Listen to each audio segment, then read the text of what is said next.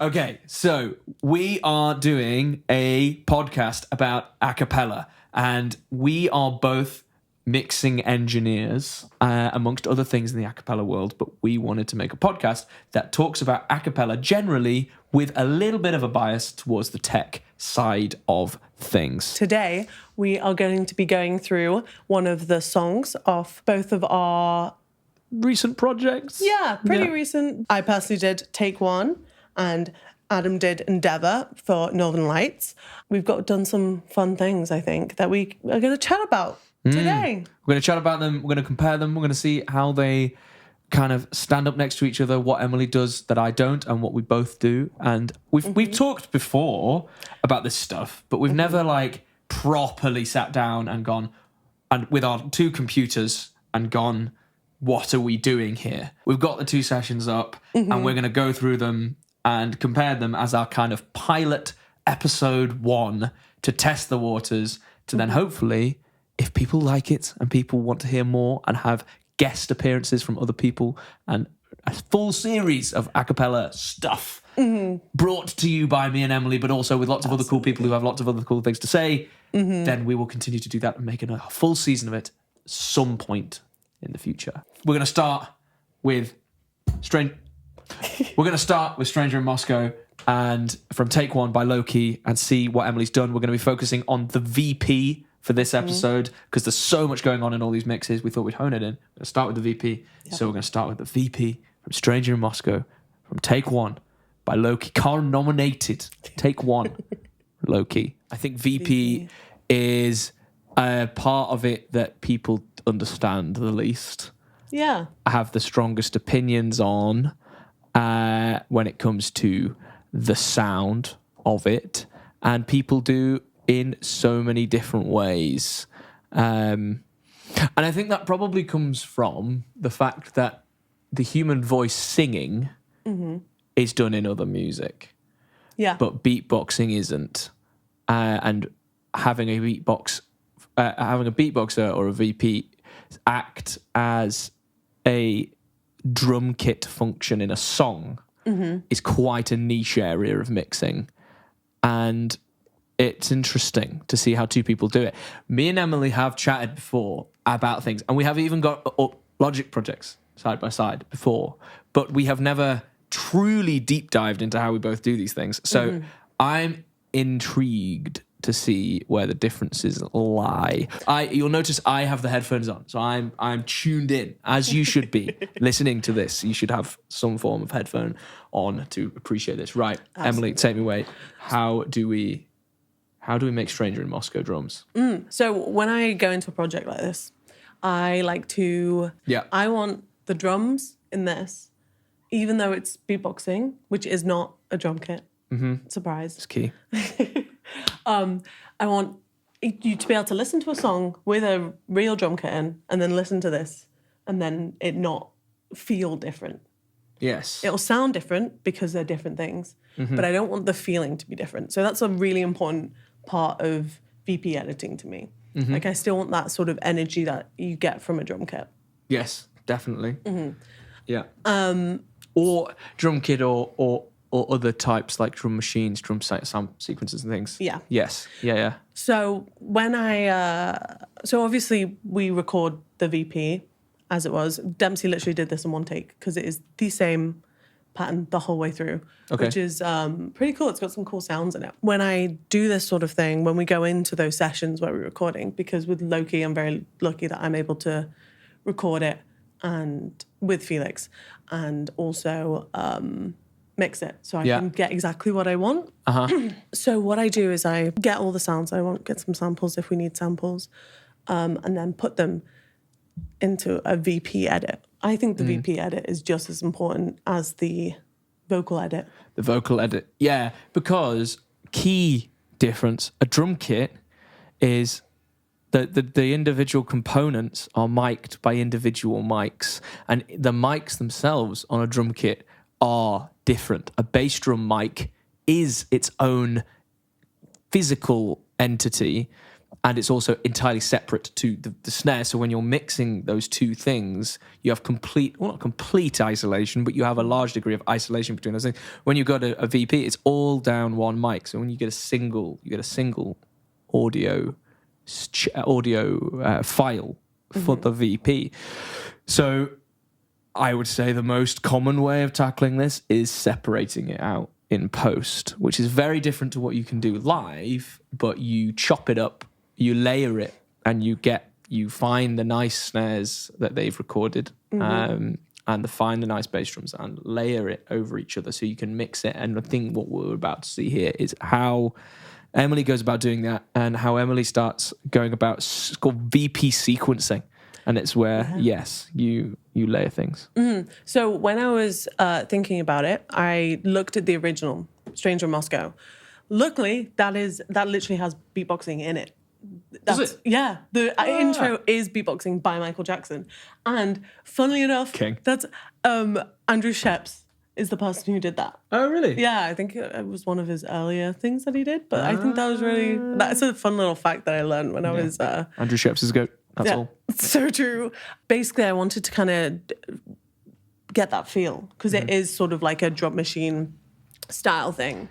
Yes. So if you look at the raw, this is VP Raw. This is all terribly named. Audio 1, Audio 2, Audio 3, Audio 4. But I'm telling you right now, if you listen to them, you tell me what to name them because I have no idea. So yeah, let's listen to the whole sound of this VP bus, right? Of just the VP bus. Yeah. There we go.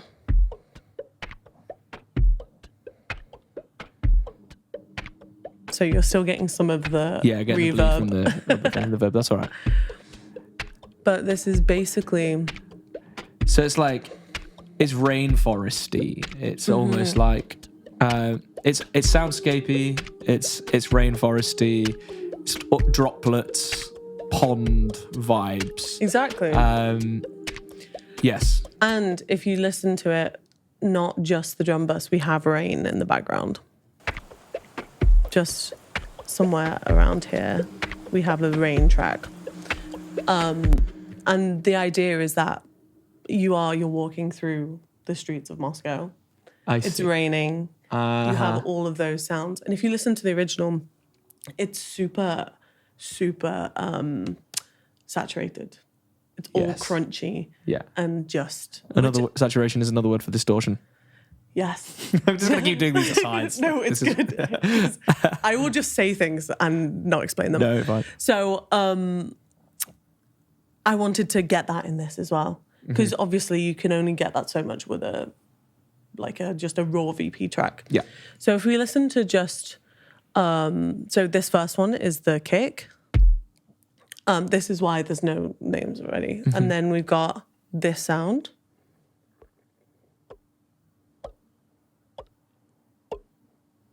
Like a hollow clock sound. And then...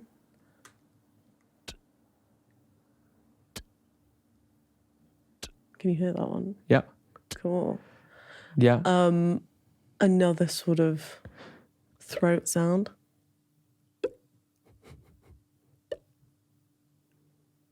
I noticed you're alternating between two different sounds in that. It's not just the same take of that shot. No, you're right. They have different tonal qualities and going, one's higher, one's lower, one's higher, one's lower. Because just pasting the same thing over and over again is lame. Honestly, I don't normally do that. So normally in a VP track, I'll take the full, even if it's the same beat over and over again, I'll take the full spit and then chop it up where it is and only replace little bits because I like the variation. Yeah.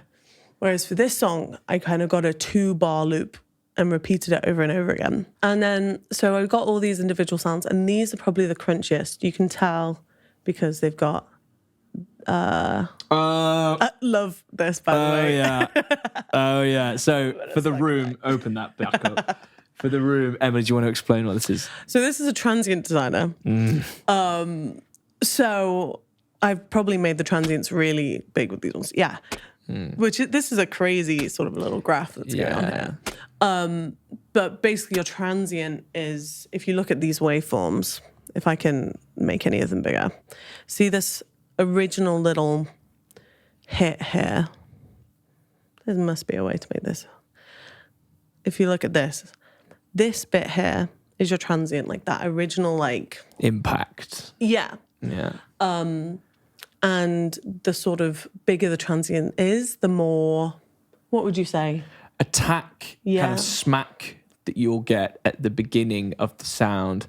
The way I say it is like, if a wave, like a K snare, you'll often see the waveform like this, is like a flat-sided triangle, like that, and the flat side is the transient, and the triangle down is the sustain. Yeah. Is what the terminology is normally within transient designers, is attack versus sustain. And you can control those things in transient designers, and it's awesome. Yes. And smack attack. Smack attack is fucking sick. I use this live as well. I have a transient designer live. It's a cool little thing. It makes drums just hit so much better without making them louder. Yes. So in terms of like the function of that, it kind of, in real world terms, it kind of makes everything have a bit more of a crack to it. And I don't mean crack as in addictive crack. I mean an actual crack of like a whip. It has a certain cracky, whippy element to it that means that it can punch through, but it's only the transient. So you're essentially turning up the impacts of everything without turning the whole thing up. So if you want something to crack through or punch through or pincer through, I don't want to say punch through because it's not punching through. It's kind of it's like a needle through. Yes, it's like a needling through. Just those, especially with hats and K snares and the high end of a bass drum, the equivalent of like the beater on the skin. It's really good at letting that poke through a wall of vocals. For sure. And especially with this mix, it's so washy. The whole, like, there's so much reverb. If you listen to it, it's just wash. So you need something to like pierce through that to sort of ground it. Yes. And that's what this VP is doing. And that's what it does in the original as well. Cool. I don't normally stick too far, like super close to the original. But I had a chat with Annie and Felix. So Annie is the arranger. Felix is the producer, take one. And we had a chat and it was like, for this one, we want to kind of keep a similar vibe, but low-keyify it. Yes. You know? So that's sort of why I was referencing it so closely. I also think he had some good ideas. MJ? Yeah. Yeah. Just a couple he had of some them. good ideas, I reckon. And it is mixed, so it's a cool mix, you know? Yeah. Not everything's not perfect. Yes. Rough around the edges. Exactly. Which doesn't happen much in a cappella, and that's a different conversation to have. I could talk about that all day. It's almost a bit of a no-no in a cappella to have any form of imperfection anywhere in your mix. From I don't know if this is right or wrong, but yeah, it's almost, you know, if you listen to song mixes, I mean, and to be honest, it's almost a modern thing, really, rather than a cappella thing. But like, 'cause, you know, you never get like a duff note in a Dua Lipa track or anything. But if you look back at things like Pink Floyd, Led Zeppelin, Dire Straits, people like that, especially even further back like Simon and Garfunkel, you would have all kinds of things going on that weren't necessarily perfect, but it made it human and nice. And that is really rare in a cappella, I think. Having that humanity left inside. And I think that comes from the fact that the point of, or a large part of a cappella mixing, is making human voices do a function that people aren't used to. So hyper perfection is not a standard trait of the human voice. So therefore getting hyper perfection creates this illusion of a produced track.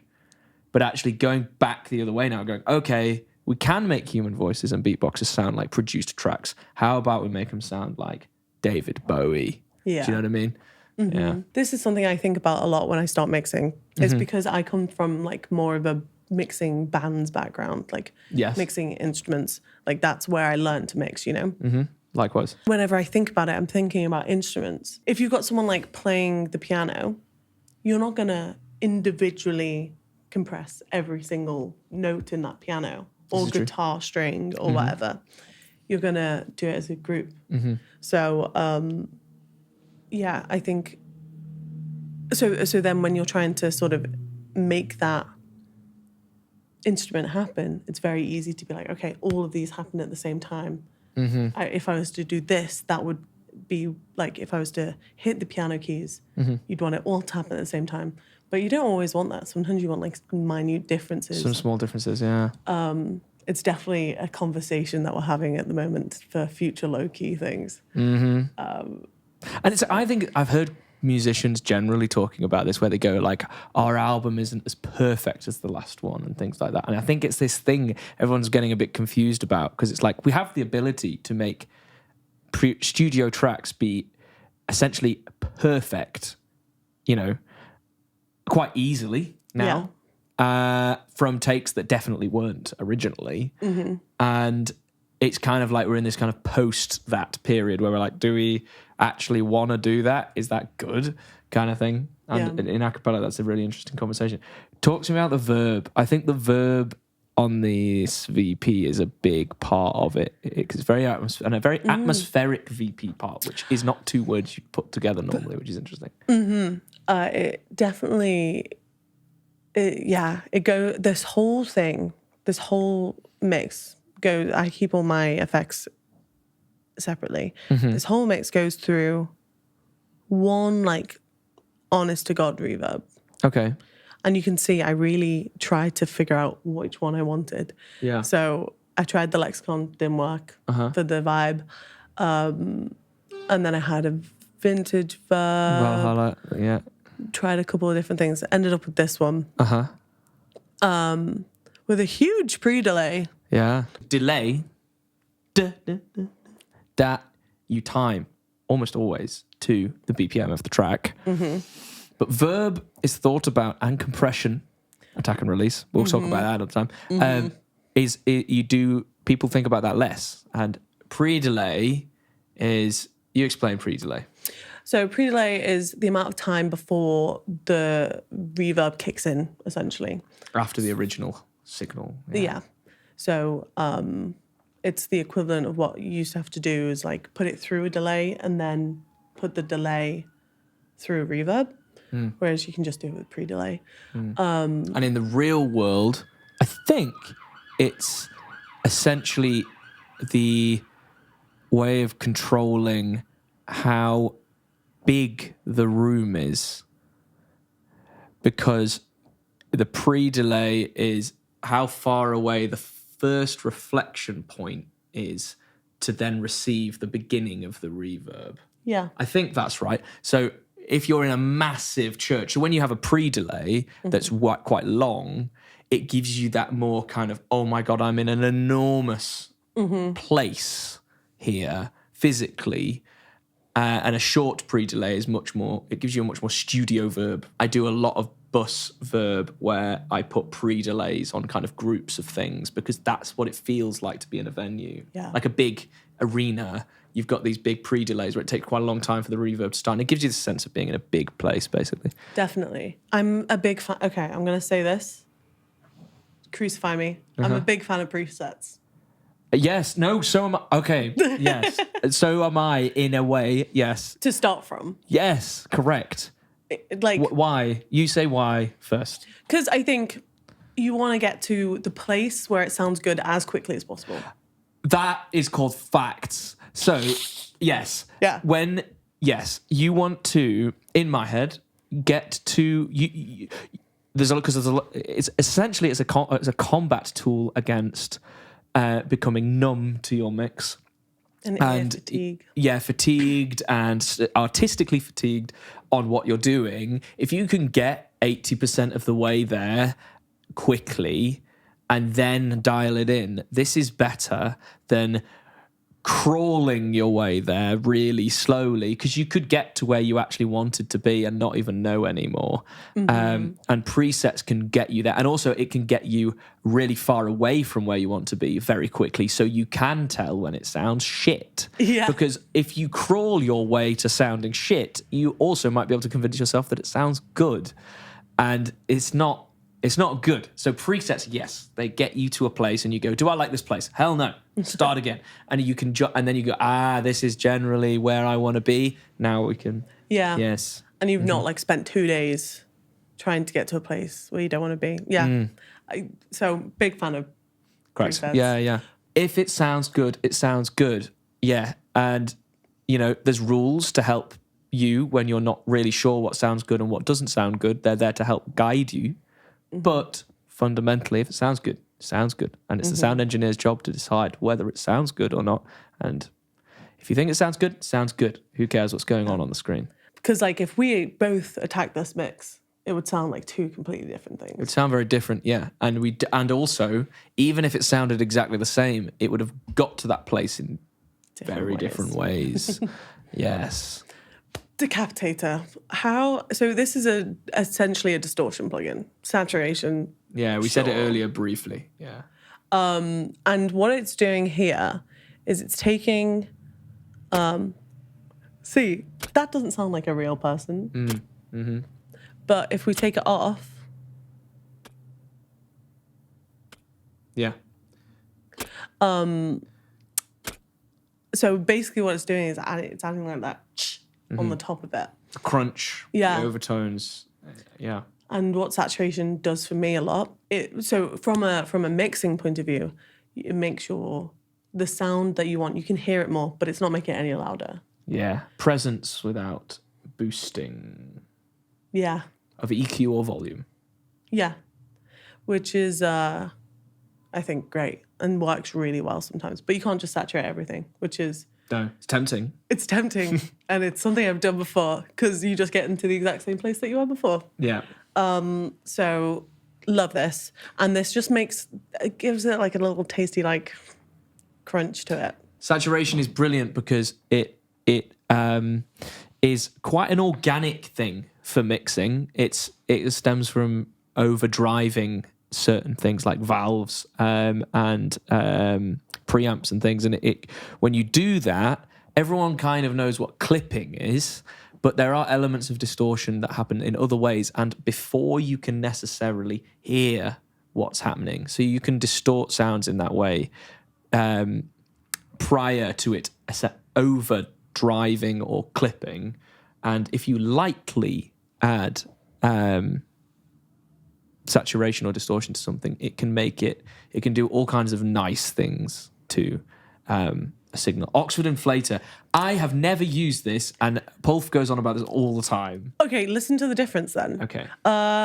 Do we want to do it on this one? No, I have one on the master. I don't even really know what it is. What is it? It's another saturation plugin. Okay. Ish, I think. What I know is if you use it, it sounds great.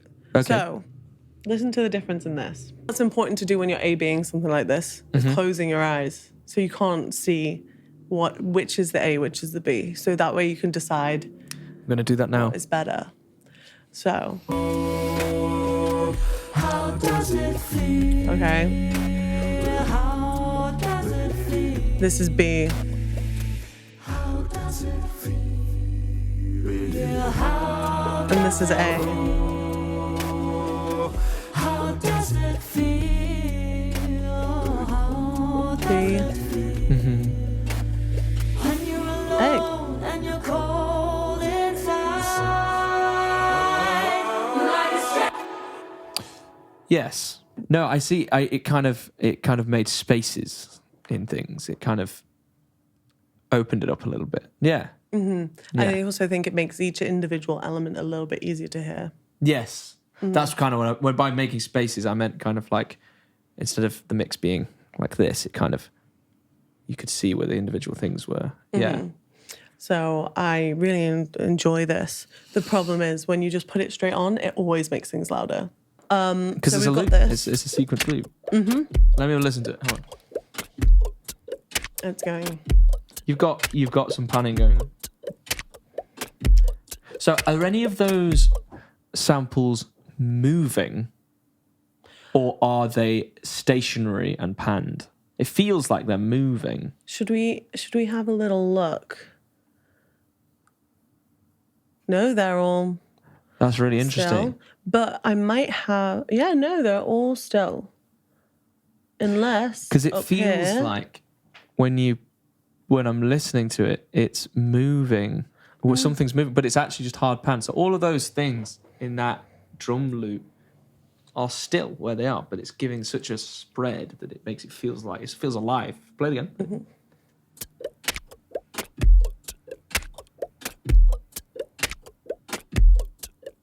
Yeah, there's so much panning going on. You always feel you don't know where the next sound's going to come from, which I think is what gives it that soundscapey thing. It sounds like the real world where you don't know where the next sound's going to come from. Yeah, and that's another thing I think which is difficult with VP specifically is getting like any sort of stereo image to it Yes, because it's one person. and there's no room. So when you have a drum kit and you're listening to it, for this example, say the drums were all in a line in the middle, right in front of your nose, like that, pointing straight at you, and they were playing the whole drum kit. They weren't spread in any way.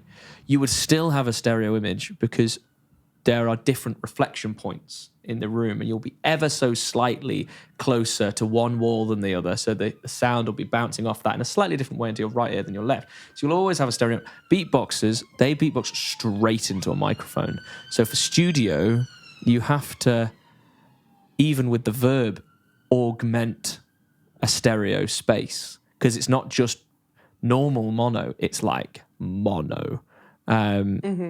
It's crazy. So you with verbs you get and delays and things, but then also you kind of panning sounds and things to get that sense of what a drum kit does.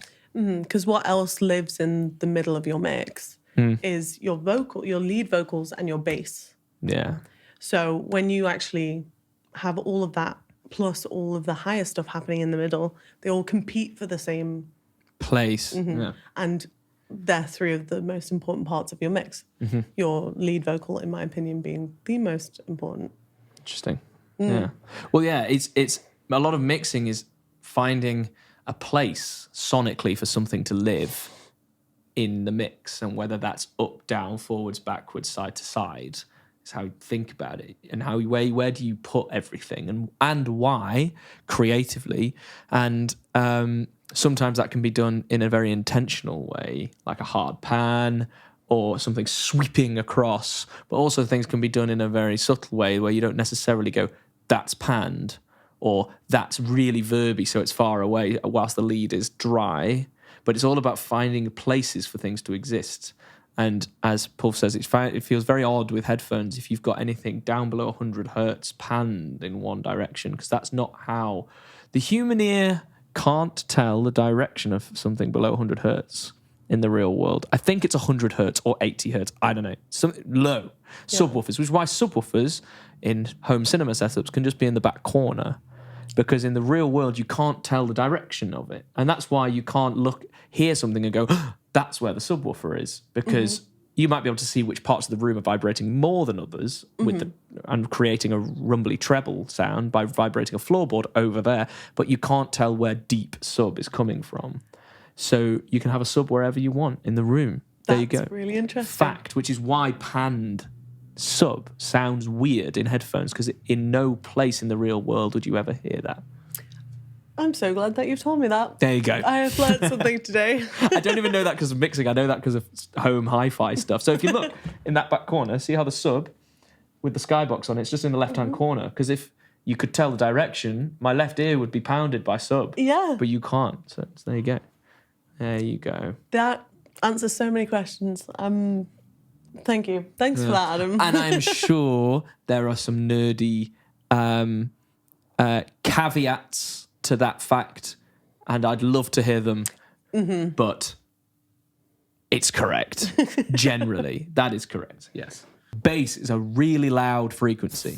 It has to be really, I never know which way around to say this, it has to be very loud on a decibel meter to be able to hear it properly. So if you look at a pop mix and you look at an EQ analyzer, it's often booming up here with the bass, and then it slopes down like that, right? Because your ears are really tuned to because that's where the sibilance of a human voice is. You hears it a lot. So normally I'll do some parallel processing. Yeah. So I'll do some parallel compression, parallel saturation. This is something that I've seen talked about quite a lot. But so parallel compression is used loads in those, like with analog gear. Yeah. Because with analog gear, there is no latency. Yeah. All happens at the same time. So it means that your parallel signal will happen at the exact same time as your original signal. Parallel signal being a signal that's happening at exactly the same time, and it is the same thing as what's going on. Yeah. So a signal is the lead vocal, and a parallel signal would be the same thing happening again. Yeah. That's it. Another lead vocal, but you might do something different to it. But then parallel processing when you do something different to one of them. You don't want to lose the dynamics of your performance, but you also want to make everything a bit more heard and have like a bit more of a consistent listen. Because Yeah. if you have too many, too big of a dynamic range, you can't really hear it all. Yeah. So it basically brings some of that. It keeps the energy, but brings the overall, makes it more overall smooth listening. Yeah, it's like more uniform. It's like, I see it as you get to keep the pros and cons of both.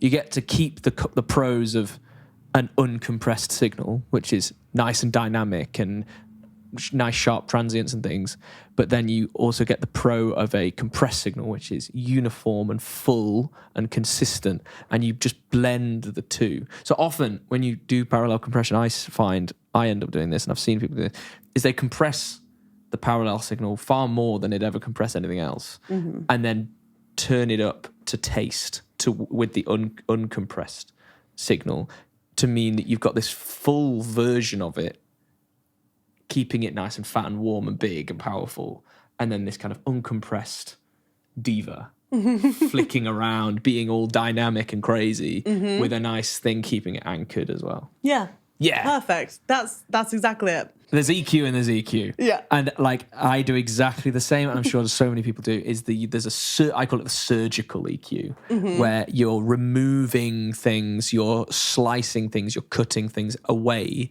and you don't want that to necessarily add any colour in any way. You just want to literally reduce the decibels of a certain part, a certain frequency of your signal. That's it. Whereas so that's what this is doing. Whereas if you jump over to that other one, this is an emulator of a Neve. 1073. Yeah, a Neve 1073. So that is famous for how it, over the years, became famous over the years because when you did do things with it to the signal, boost high, reduce mids, boost lows, it did it in such a way, due to the circuit boards and the transistors, etc. It just did it in a certain way that was really nice and added certain colour and certain really low level saturation and things to mean that so when you start adding artistic, creative EQ as opposed to surgical EQ, then this is where I'm the same. Is it this one? So automation is where you, as the track plays, you draw in. It is that one. I can see it. Yeah. So you draw in a parameter change in a plugin, and for this, if you can see that low pass filter is just slowly moving up, which is revealing the high end as things go along. Because movement in a mix is generally a good thing. Yeah. And slowly revealing a high end, it just creates a bit of suspense, right? Yeah. And I wanted to really land in that bit there. Yeah. And I also did that in a way, I can't remember where it was. It's probably, I'd be surprised if it was down here somewhere. But I also have it so there's a high pass filter, which is which is just taking off like maybe up to 50 hertz, nothing too crazy, but like getting rid of those like absolute sub. I was just about to say, because you've got that reverse symbol that happens to then go into the bit, because I find it very rare that you can open a mix up without also dropping the floor out as well. Whenever you want a moment to be big, either a big moment or just a really satisfying moment, I often find that you want to add a nice sub, but you should always add hiss in some way. So it's very rare that I'll just drop the bottom out. Yeah. It'll always be top and bottom. Yeah. Yeah. Because that is satisfying. But that's a really good way to make your choruses hit more. Correct. Yeah. Yeah. Just taking off, like, you can't even hear it, really. Some Yeah. people can't hear it at all. No. But you just feel it more. Well, that is how you go about getting the drum sound in Stranger in Moscow. Unreal. We are now going to open up my shit and have a look at what I'm doing to get the drum sound and do your thing. Let's do this. Let's completely rearrange this technical setup to mean that actually works. We're now looking at Do Your Thing and how I did the VP for Do Your Thing. Northern Lights Endeavour EP. Yeah. First off, if I got this to mix myself, I would have freaked out. It's such a complicated arrangement, Yeah. which is an amazing thing. You have a lot to do. There's a lot to do. It's very fast as well. It's like double time. The whole thing's like... So there's a lot going on. And as we said before, finding space for everything to be is a big part of mixing. And when everything's quick and there's loads of shit going on, that can be even harder. The original track of this is is by Basement Jackson. It's kind of this like bamboozling, fast brass pastiche kind of club song, basically, and with these double time drums that go crazy. It's like, how do we recreate this with the VP? Because the original VP, Rupert, his main job in this is just to keep that thing going constantly that I could hardly even do for 2 bars. With these crazy fills that he does, and also throwing hats in and really quite complicated fills that match the stabs of the vocals and things. With a VP, for example, in Stranger in Moscow, what you're kind of looking for is an organic yet clean digital drum sound. Yes. Like a sequenced drum sound. Whereas with this, I'm like, no, I want this to sound like a really cheap drum kit from like the 60s in a metal room being smashed by like this loony guy. You know what I mean? Like, that's what this song is. It's kind of boom bap music at high BPM, and it's kind of like harking back to like skiffle music and like pre-rock and roll, like so with like really reverberant snares and things. So I was like, how do I do that? And as we were talking about a lot before, VP being in a room is and putting a VP in a room to make it is one of the things that I think makes something sound like a kit more than anything else. Is putting a snare in like a short room verb and things, which is what we'll talk about now. What is your process? What are you thinking when you go into it? Often an end goal person, and I think, what do I want this to eventually sound like, and how is it best to get to that point? Which sounds like a really stupid answer, because obviously that's what you think. But it's like, for example, with Do Your Thing, it was like, okay, this is an extremely chaotic song with lots of things going on. So just think about all of the ways you can clean a mix, keep an arrangement with fresh air between the parts as opposed to everything sounding really claustrophobic.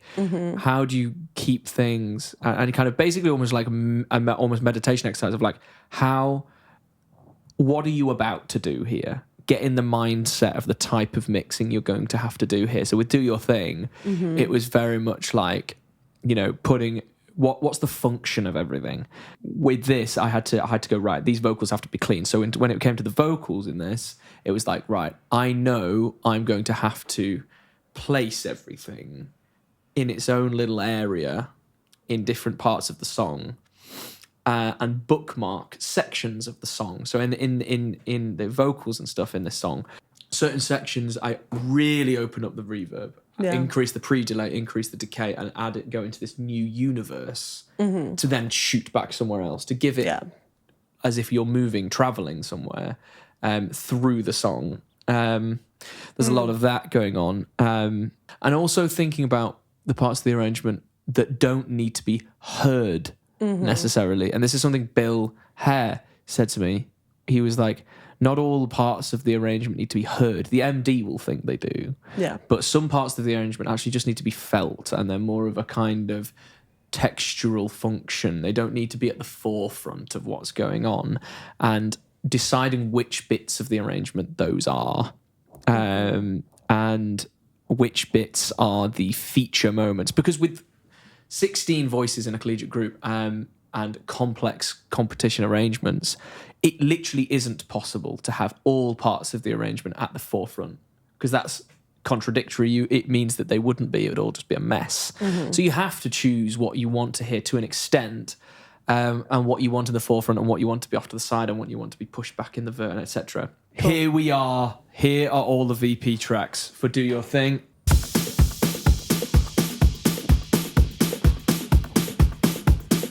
Cool. So that's the main beat, and we're going to build it up. So this is spit track as Rupert recorded it. And then we're going to add the bass drum. So the spit track is pretty dry here. If I take off this bass drum again, the spit track's pretty dry. There's a compressor on it. What's it doing? It's just tickling things. It's basically, so this one is to remove any human random things that are randomly louder. So it's largely not doing anything, but every now and again it will just kick in, and it's a bit of a brick wall. So it just means that it's hardly kicking in, but if something is quite a lot louder, it just gets it down. So this ended up quite an unobtrusive spit track. Get the bass drum in, and it's a cool bass drum. Is this a sample that you have? This is Rupert, but I often, again, when I do something or layer or something like that or EQ, I then bounce it again. Yeah. To mean that I'm not distracted by what's going on, and I just see it as a sample. So the only thing going on this track here, Submarine. Love Submarine. But actually, unless I've automated it, it's not kicked in. Yeah, so Submarine only kicks in at the end. So for a deeper bass drum, Submarine's like a low subharmonics generator. Logic Space Designer is quite a short verb. And if I were to take that off and then put it on, it's just a little bit of a chamber thing situation. Yeah, space. And the high end pushes into the verb a bit more and gets that high ring that you like. So that's that. Then let's put this. There's two PF snares going on here. There's this one, which is just what Rupert recorded, like that. And then there's this one, which is the same thing, pitched down. Nice. And that's what gets that kind of boom bap snare going on. Like, it's got the high ring, but also the depth of like a big 60s snare, I think. Yeah, and it's cool that you've done that with the original, right? Yeah. Because I've always found that like when I've pitched stuff down, because the higher stuff that you still want to be high gets pitched down as well, like the knock or the snare of the snare. Yeah.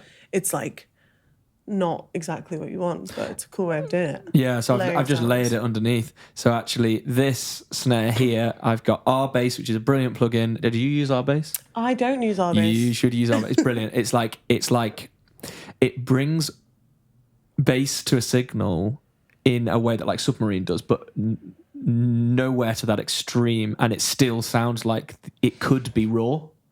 Don't you? It just like it excites frequencies down there, so you find the frequency, and it just excites low frequencies. That just gives this really organic low end, as opposed to Submarine, which is much more synthetic low end. This is a really organic way of adding low end to stuff. It's a really cool plugin, and it's a good thing to do to a signal before you send it into Submarine, because it gives more natural bass to it before it goes in. It's cool.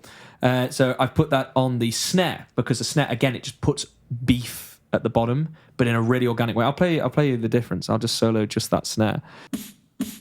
And if I get rid of R-Bass, See how thin it is, and then I put it back in, and then get rid of it again. Yeah. It's really subtle. It's just a bit of body. Do you know what I mean? It's not anything crazy. And then you layer this underneath, and it gets that. Do you know what I mean? And that sounds like a snare drum. Like, yeah. And it's definitely what you were saying before about like in a metal room. Yeah. It's giving that. It's like a tin can kind of Yeah. vibe. Yeah, which is also the verb as well. Because if you look at how many different verbs this PF is going to, so this is going to a slapback delay, again, 60s vibes. Yeah. Then to this saturator, which you won't use, because no one uses it. That's not true. Kush Audio, it's awesome. Okay. It's a saturator. Then it's going to Space Designer, a verb, which is the short chamber verb, and then it's going to the long seventh heaven verb. Do you know? You've told me about this. Gorgeous. Tell me.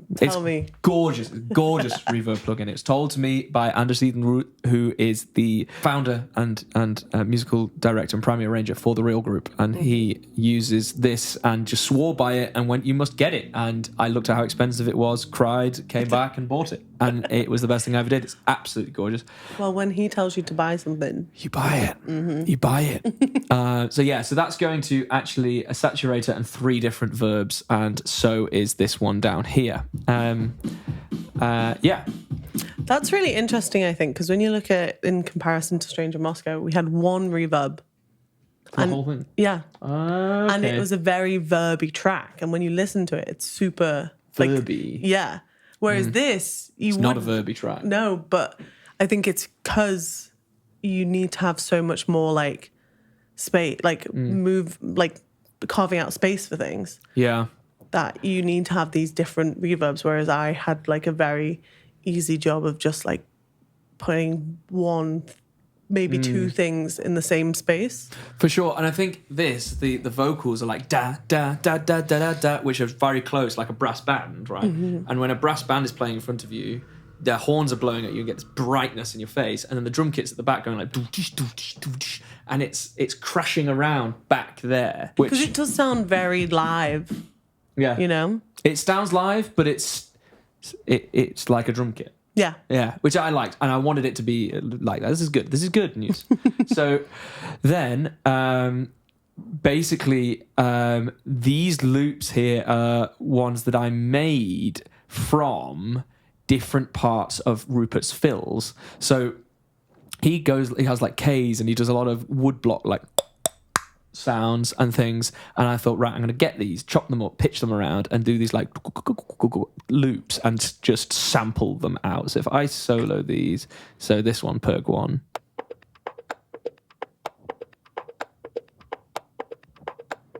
it's just one of his woodblocks going like and just pitched around like that, which is so fun. Sick. And then this, which is, so it's just going through a sequencer and playing it over and over again with a bit of white noise and just loads of glitches and pops and stuff to give it this. That do your thing is meant to be crazy, right? So I just wanted these crazy things going on, And that's very Basement Jaxy. Yes, yes, because I wanted to bring it back to the Basement Jacks track. And then this is the same really thing, cool. but then it's bounced through a delay with just allowing the mids through.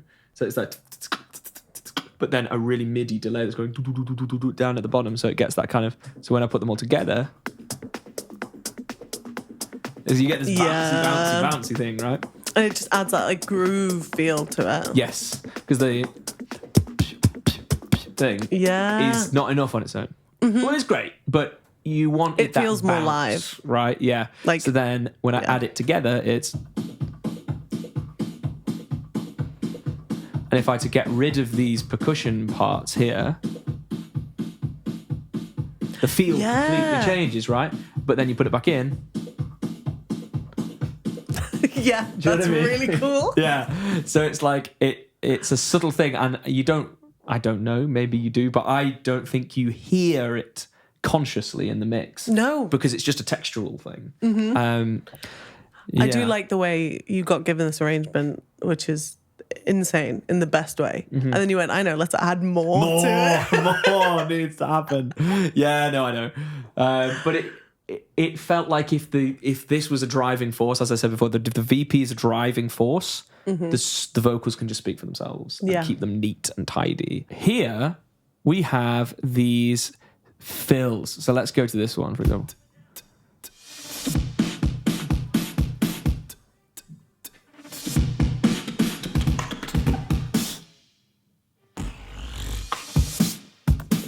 That's so cool. Okay, so tell me what exactly you have done, because that's so boom bappy. yes, so this is all happening on the VP bus. So up on the spit, if I were to just play the spit on its own, this is what's going on.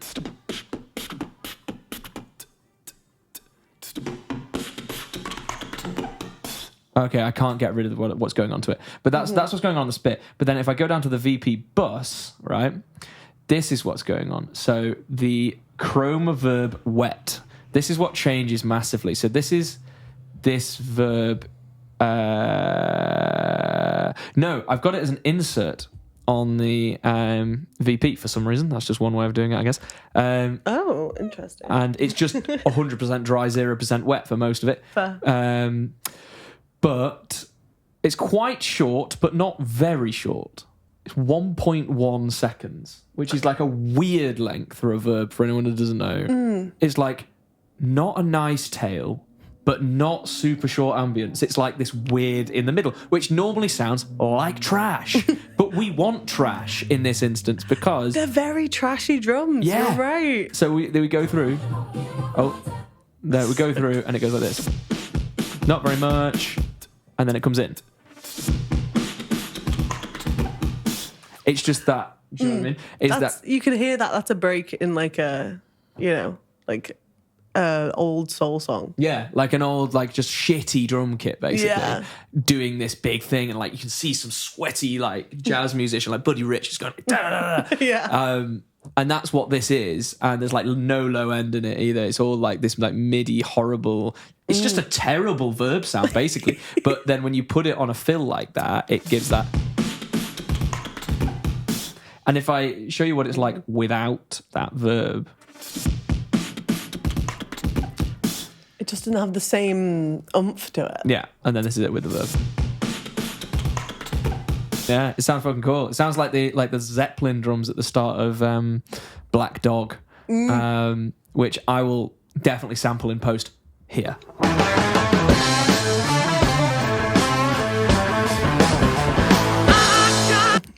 It sounds like that. That was where it came from. But then what is also happening, so there's a verb ramping thing going on, but then there's also a decapitator mix here. So this is the parallel saturation thing we were talking about before. I am basically just rebalancing the dry signal and the saturated signal using the wet dry knob on the decapitator. So as I scroll across here, if you watch this knob, as I scroll across this section, it changes and it goes back again. And it goes up and then it goes back again, right? And if I show you where that happens...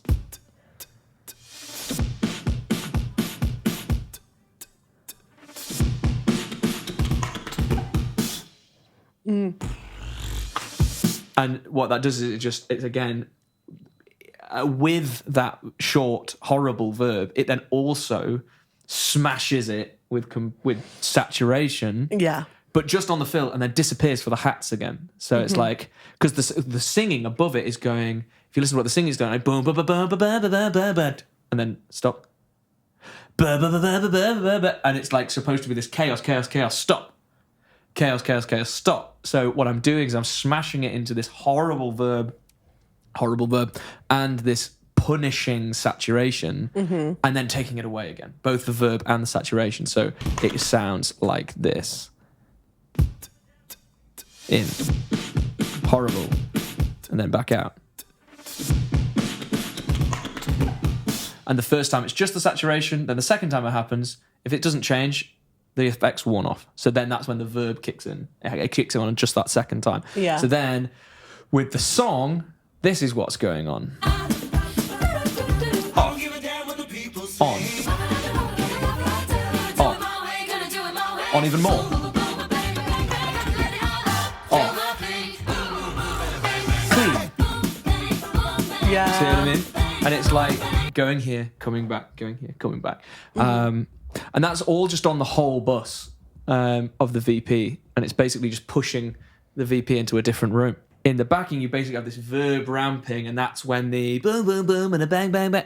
Whilst that's happening in the backing, the VP is smashing around on it through that horrible verb and that horrible smashed saturation. And then suddenly the reverb ramp drops here. The saturation disappears. The horrible verb on the VP disappears. And it goes boom, boom, boom, and a bang, bang, bang. And then Lengana goes, huh! And Lengana's huh!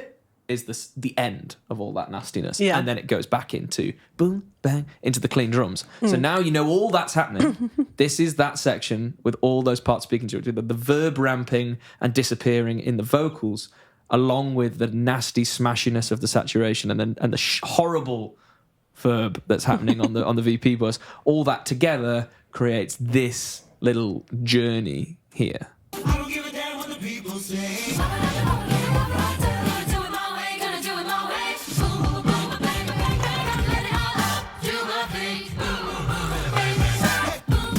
Yeah. And then it drops, So and it's cool. super tight again. Bookmarks and going, this is what this section's for. Yeah. I need to exaggerate it. And like this smashy section of the drum kit doing drum fills in between sections, I just needed to exaggerate it. Otherwise, people would be like, what is going on? You need to just exaggerate the arrangement in even more of a way. Yeah, so what else? That's kind of basically the fundamental beat, and then some of the main fun things that are happening, because a lot of the fun things are happening are on this VP bus. So that's that chroma verb. This is the horrible verb that comes in and out throughout the song. If you see here, this is where it kicks in. It's currently on 0%, and then it's going to come in and be at 80%. Smash. Okay, you ready?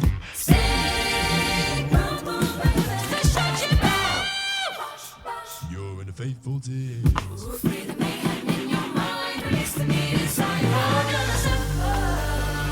So that was to roll into this new section, which is one of the biggest section changes in this whole song, where it goes, do the bang in your mind, release the breed inside, you're gonna suffer. And it goes paddy.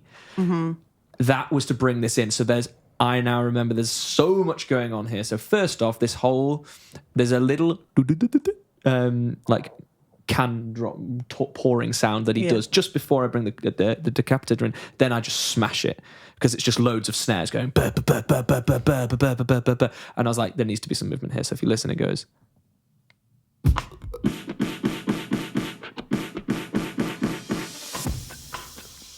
And then it changes play. So I'm smashing this thing. Then there's this high pass filter that comes in. Low pass filter that comes in, and it goes and takes away all the high end, so it becomes really muddy. Decapitator, that verb stays the same. And then it's all nice and dry, and then as soon as we go into this new section, the verb goes really big.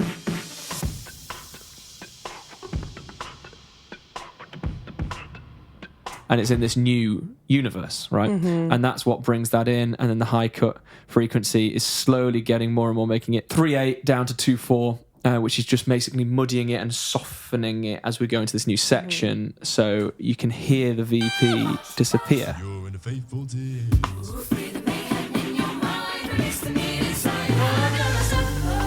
And suddenly it's underneath the mix, because the key is that you're going to suffer. So you need to get the VP out of the way, but it's quite dramatic fill. The fill I was given was da da da da da da da da da da da da, and I was like, whoa. And that's hitting every stab, every syllable of what the people above are going. It's like, release the beat inside your mind.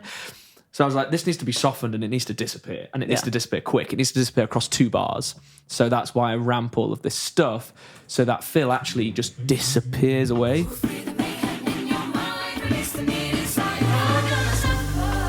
And then I use that reverse to then just go, and now fuck off. Because the VP is not really needed in this section. And then I think this is pretty much it. So then if we get to the end of the track,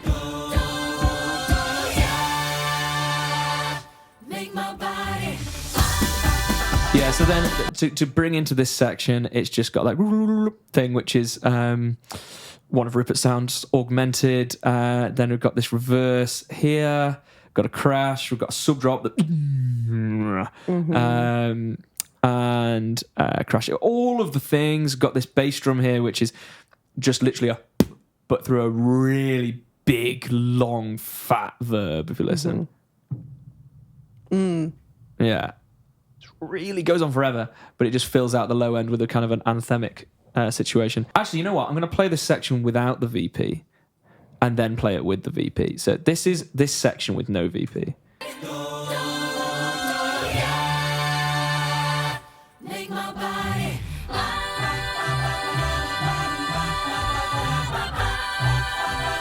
That's the section with no VP.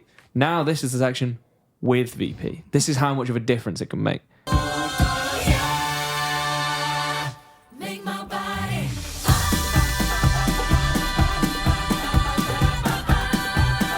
The VP is literally dictating the vibe. Like, everyone, there's fantastic belt harmonies going on, lots of textures, but actually without that VP, without those reverses, without that beat that Rupert is doing, and all of these percussion parts, it wouldn't have the lift that it's got, and it's so important. So the reason the VP is interesting in this song, the reason I picked this one, is because actually I knew we were talking about VP. It's like, the VP in this song is actually doing a lot of the donkey work when it comes to bookmarking sections, determining vibe, things like that. There's other things going on in the rest of the song too, but the VP in this is judge, jury, executioner. But yeah, and that's it. There we go. And that's it. They're the drums. That is Endeavour X take 1. Done. We did it. Done. So, we're looking to do more of these. We are. This is our one-off little episode, but we're looking to do a series. Yeah. A series of a cappella related podcasts. But does it all need to be about mixing and stuff like that? I don't think it's going to be all about mixing. This was a bit of a pilot episode of us just testing it out. But I think what we're going to do is start a podcast episode with two people who have a common interest in the tech side of a cappella, and both do it professionally. But also, that's one of our angles on it. But actually, we're both singers in groups and have been, and have both run groups and gone around the world doing a cappella in different ways. We've learned so much, and it's all stuff that we could have just been told in our first year. For sure. If there's all the stuff I've kind of experienced over the past 6 years, if someone had just, oh my God, it's nearly 7 years. If someone had just sat me down or released a podcast series and chatted about their experience, I could have known all this a long time ago and be much further on than I am now. So me and Paul both experienced this and went, let's make a pod. So we're going to make a pod.